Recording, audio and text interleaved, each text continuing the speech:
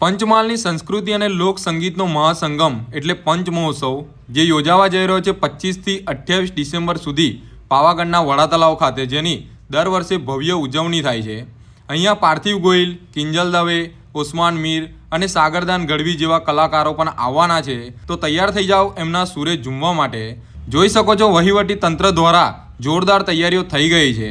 World heritage site Champaner પાવાગઢના સાનિધ્યમાં તમને કલા અને સૂરનો અદ્ભુત સંગમ આ પંચ મહોત્સવમાં જોવા મળે છે। પંચમહાલનો સૌથી મોટો ઉત્સવ એટલે પંચ મહોત્સવ। અહીંયા તમે પંચ મહોત્સવ દરમિયાન મહાઆરતીમાં પણ જોડાઈ શકો છો, જેના ટાઈમિંગની વાત કરીએ તો 25 થી 28 ડિસેમ્બર સાંજે 7:30 થી 8:30 વાગ્યા સુધીનું રહેશે।